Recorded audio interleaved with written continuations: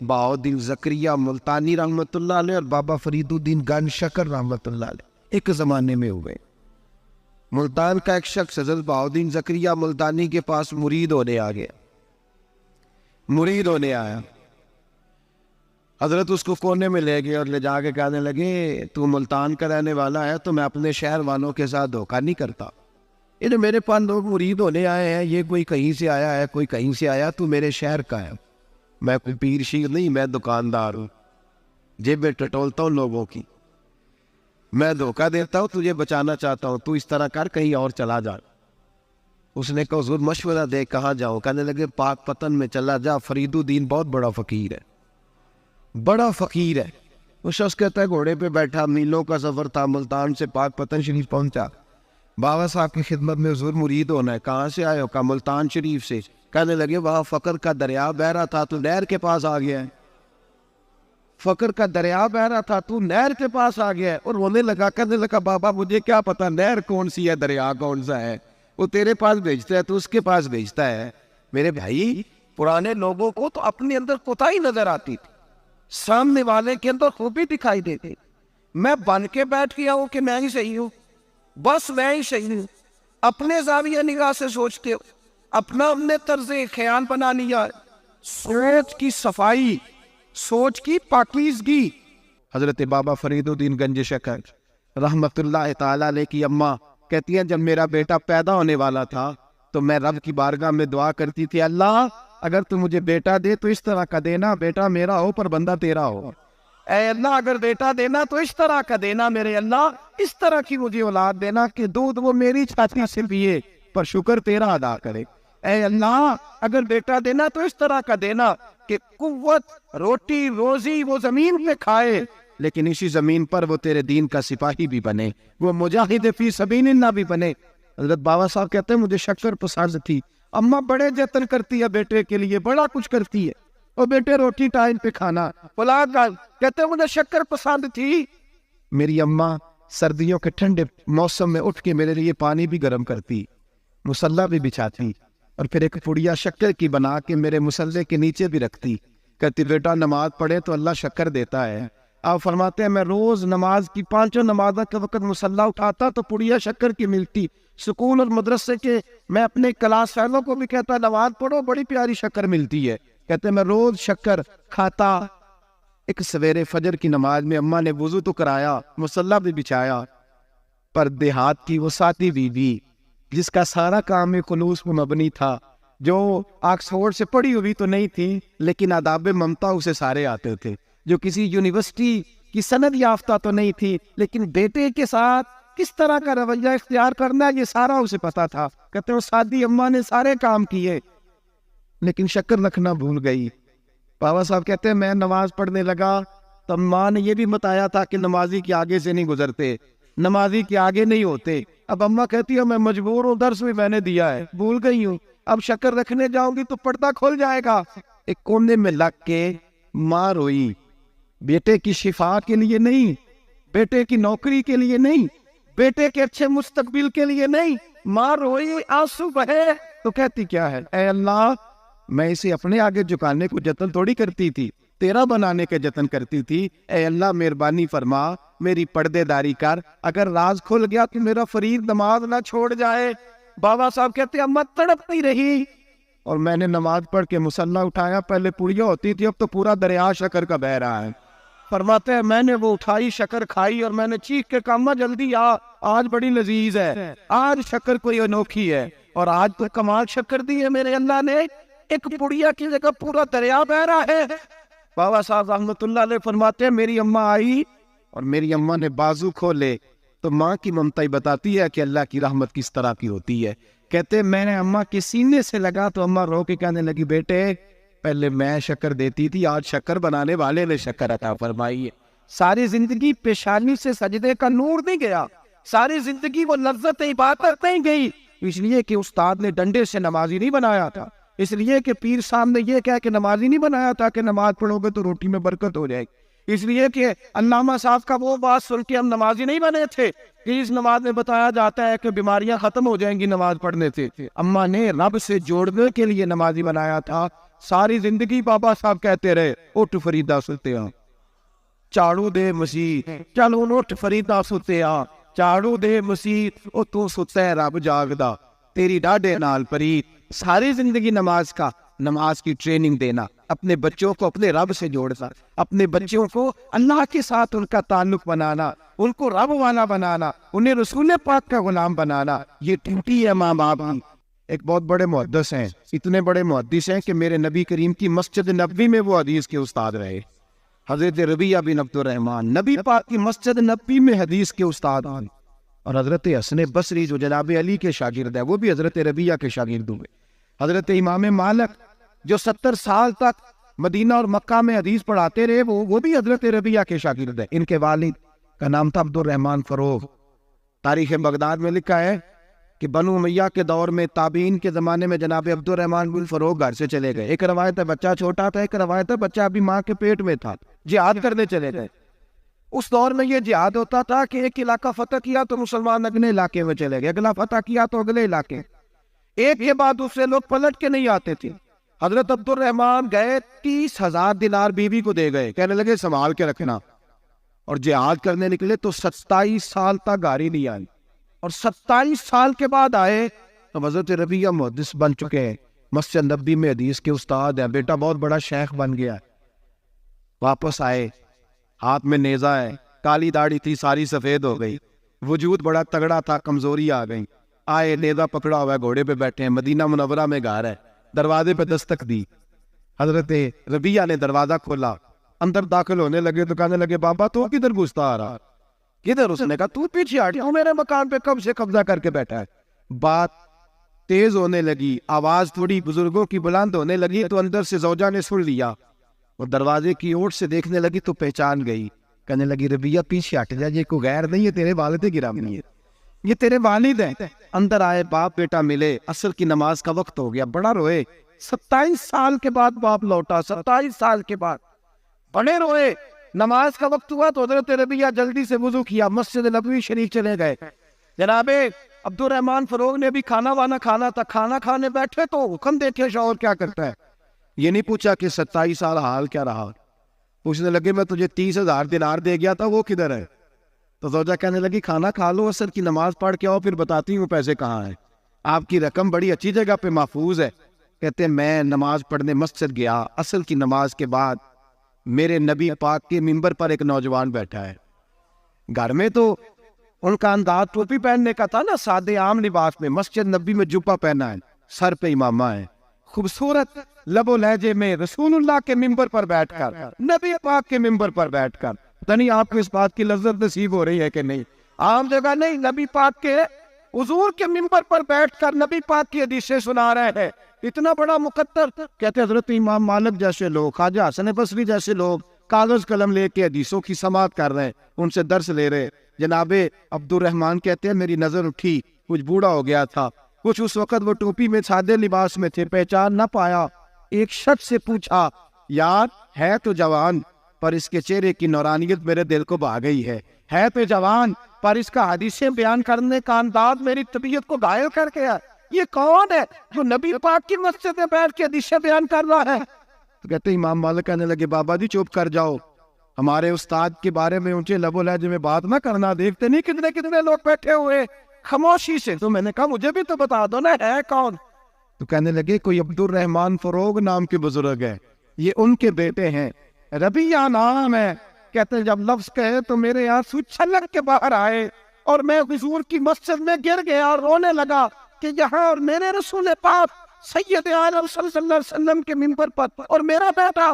کہتے میں تڑپ کے گھر گیا اور گھر جا کے میں نے اپنی بیوی کو جب دیکھا تو میرے آنسو نکل گئے، میری بیوی سمجھ گئی کہ یہ میرے محدث بیٹے کو دیکھ آیا ہے۔ کہتے ہیں بیوی رو کے کہنے لگی میں نے آپ کے 30,000 دینار آپ کے بیٹے کو مصطفیٰ کریم کی حدیث کا استاد بنانے میں خرچ کرتا ہے، میں نے وہ 30,000 دینار خرچ کر دی ہیں، 30,000 دینار آپ کا بیٹا میں نے۔ تو کہتے ہیں میں اپنی بیوی کی طرف دیکھنے لگا، میں نے کہا قربان جاؤں، میں اگر اللہ کے دین کے راستے میں تھا تو نے میرے ساتھ نیکی کی ہے، میرا بیٹا بھی دین کے راستے پہ لگا دیا۔ میرے بھائی دنیا میں وہ بندہ اچھا نہیں ہوتا جو صرف اکیلا اچھا ہوتا ہے، اچھا وہ بندہ ہوتا ہے جس کا معاشرہ اچھا ہوتا ہے۔ اچھا وہ بندہ ہوتا ہے جس کا خاندان اچھا ہوتا ہے، اچھا وہ بندہ ہوتا ہے جس کا حلقہ احباب اچھا ہوتا ہے۔ وہ اکیلا اچھا بن کے بیٹھ کر صرف میں صحیح ہوں اور کوئی بھی نہیں، تو کس طرح صحیح ہو گیا؟ تو اوپر سے گرا ہے، تو کس طرح ٹھیک؟ تیرا نہ باپ ٹھیک معاذ اللہ، نہ تیرا خاندان ٹھیک، نہ معاشرہ ٹھیک، نہ دوست ٹھیک، نہ پیر ٹھیک، نہ استاد ٹھیک، نہ کوئی سیاستدان ٹھیک، دنیا میں جب کوئی صحیح ہے ہی نہیں تو کہاں سے آ گیا اکیلا صحیح؟ یہ کیسے ممکن؟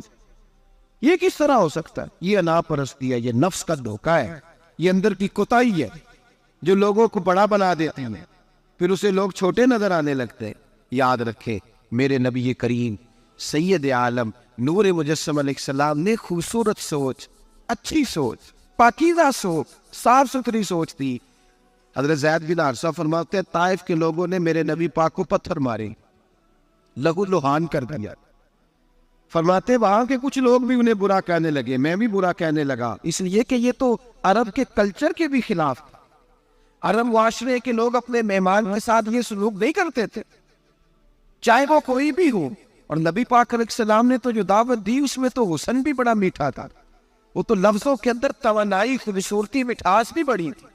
تو یہ تو عرب کے رواج کے بھی خلاف تھا کہ گھر آئے مہمان پہ پتھر مارے جائیں۔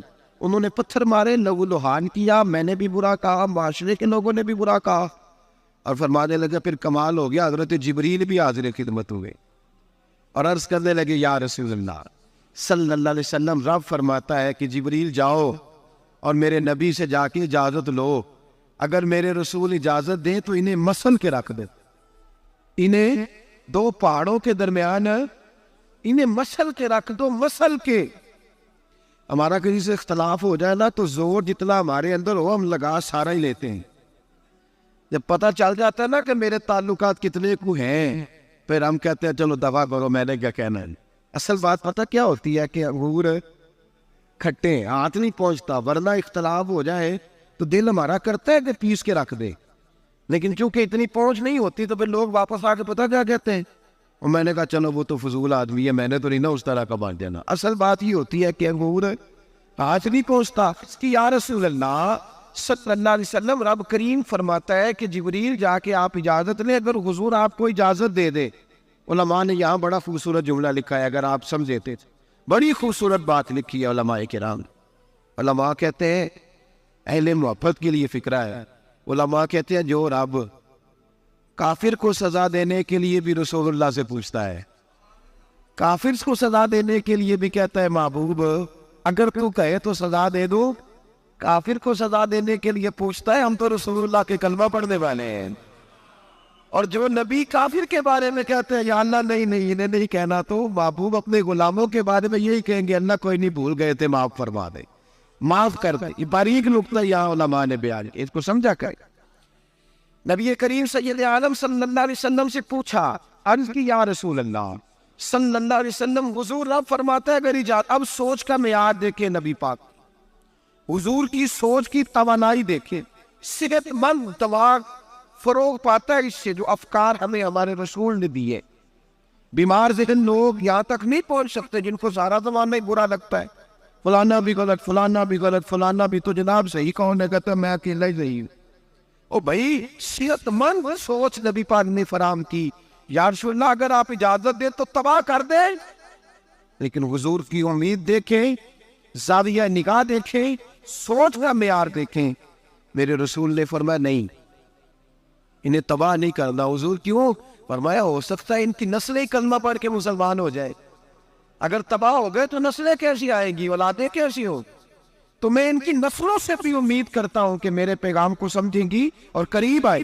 میرے بھائی یاد رکھیں اس بات کو، سمجھ لیں نبی پاک علیہ السلام نے ہمیں صحت مند سوچ دی ہے، ہمارے افکار و نظریات کو توانائی دی ہے۔ ہر وقت برا سوچنا، برا گمان کرنا اس ملک کا کچھ نہیں ہو سکتا، یہ فلاں نہیں ہو، کیوں نہیں ہو سکتا؟ اٹھ باندھ کمر کیوں ڈرتا ہے؟ تو دیکھ خدا کیا کرتا ہے، تو عمل کر اور رزلٹ اللہ تبارک و تعالیٰ پہ چھوڑ دے۔ سوچ صاف ستھری، نظریات پاک صاف، اچھے افکار پیدا کریں، اچھے خیالات پیدا کریں۔ حضرت سیدنا امام اعظم ابو حنیفہ رحمۃ اللہ تعالیٰ علیہ کے پاس ایک شخص نے آ کے کہا فلاں آدمی زانی ہے۔ فرمایا تجھے کیسے پتا چلا؟ اس نے کہا حضور آپ تو۔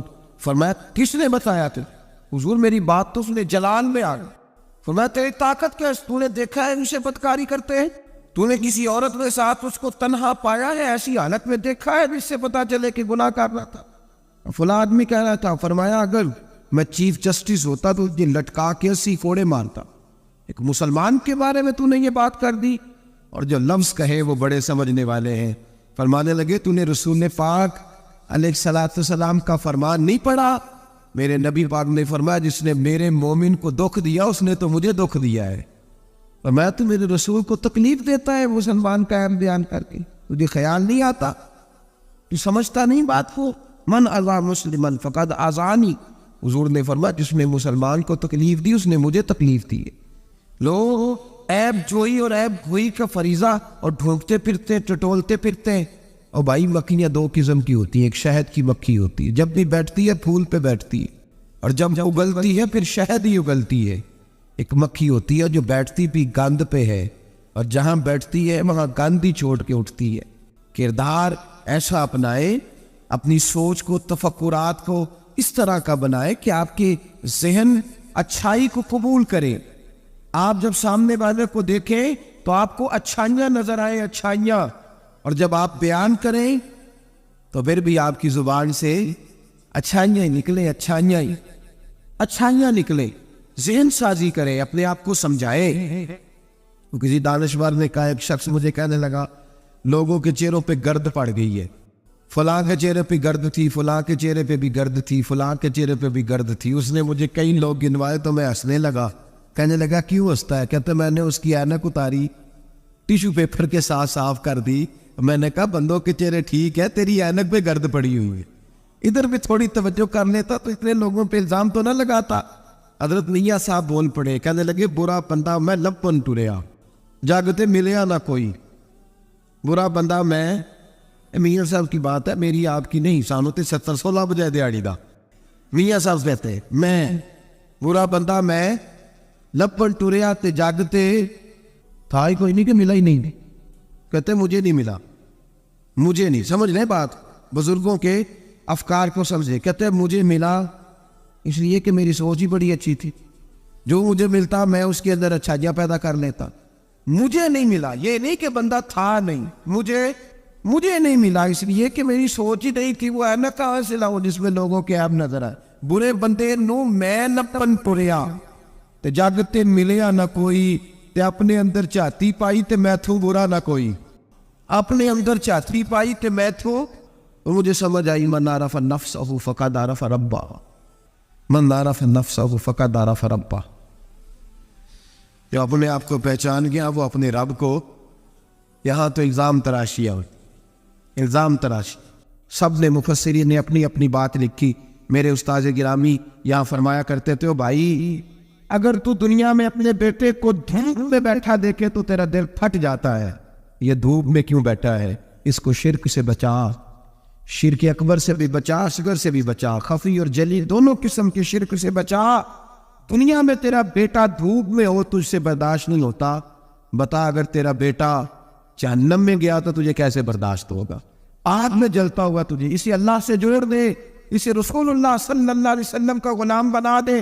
میرے نبی کریم سید عالم صلی اللہ علیہ وسلم نے فرمایا جب تیرا بیٹا 7 سال کا ہو جائے تو اسے مسجد لے کے جا، 3 سال تک لے کے جا مسجد، 10 سال کا نماز نہ پڑھے تو سزا دے، 3 سال تک خود اپنے ہاتھوں سے ٹریننگ دے، اسے مسجد لے جا، آداب مسجد بتا، اسے نماز سکھا، تو خود لے کر کے جا، بھیجنے کا نہیں کہا۔ فرمایا جب بچہ 7 سال کا ہو جائے تو اسے مسجد، بڑی محنت کرتے ہیں ہم بیٹے کو بنگلہ دینے کے لیے، بینک بیلنس دینے کے لیے، دن رات ایک کر دیتے ہیں، خدا را سے نمازی بنانے کی بھی محنت کرو۔